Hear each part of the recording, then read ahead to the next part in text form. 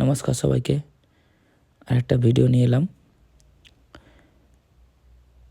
আমরা আজকে eco park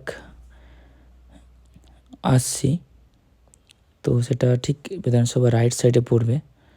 অনেকে তো বুঝতে পারবে না, মানে আমার সাইড থেকে রাইট সাইড বা কার থেকে সাইড। সে যাই হোক, ভিডিওটা দেখবেন, সঙ্গে থাকবেন। সামনে যে বিল্ডিংটা দেখতে পাচ্ছেন, আপনাদেরকে যারা জানেন না বা অনেকে জানেন, খুব ফেমাস বিধানসভা। আমি কলকাতায় দেখেছি কিনা জানি না, বা হয়তো দেখেছি, বাট এত বড় বিধানসভা আমি দেখিনি। হয়তো এর থেকেও বড়ো আছে, এবার ব্যাঙ্গালোরে আমার মনে হয় সব থেকে বেশি বড়।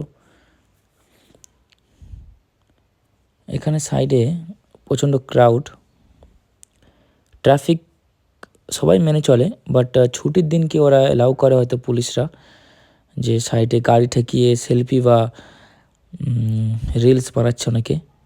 রাস্তাটা বড়, মানে একসঙ্গে 4-5টা গাড়ি একই লেভেলে চলতে পারে, সেরকম বড় করে করেছে। হয়তো জানে যে এখানে ট্রাফিক হয়, গাড়ি সাইড করে সেলফি নেয়। তো আমরা পার্কে এন্ট্রি করেছিলাম অলমোস্ট সকাল 11টা বেজে গেছে। তার সঙ্গে আমরা আরেকটা জিনিস দেখাই আপনাদেরকে। সামনে যে লাল বিল্ডিংটা দেখতে পাচ্ছেন, এটা হচ্ছে হাইকোর্ট, ব্যাঙ্গালোরের হাইকোর্ট। ভেতরে যায়নি, হয়তো যেতে দিত না, হয়তো বা জানি না, যেতে দেয় হয়তো,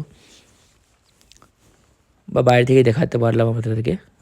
তো আমরা এন্ট্রি মেন গেটে করছি। তো এখানে আমরা ভেবেছিলাম যে কোনো টিকিট লাগবে, তো আমরা খুব ভুল, টিকিট নেয়নি, এন্ট্রি ফ্রি ছিল।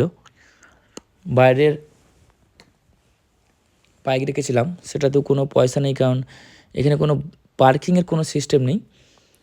বাড়ি রাখতে পারো, বা আপনাদেরকে বলবো যে আপনারা তাড়াতাড়ি আসবেন, তাহলে পার্কিংটা আপনি পাবেন, নাহলে দূরে রাখতে হবে। সঙ্গে নর্মালি যারা এন্ট্রি করছে, আমরাও করছিলাম, আমরা দেখছিলাম একটুখানিটা যে টিকিট ফিকিট আছে কি না। তো আমাদের সেরকম কোনো বক্তব্যটা ছিল না, ভুল। আমরা ভেবেছিলাম ঠিক পয়সা লাগবে, বাট পয়সা নেয়নি, কেউ ছিল না। ইনফ্যাক্ট গেটে সিকিউরিটি ছিল নর্মাল কার্ডের জন্য। তো রাইট সাইডে কিছু ছেলেরা বোর্ড স্কেটিং করছে।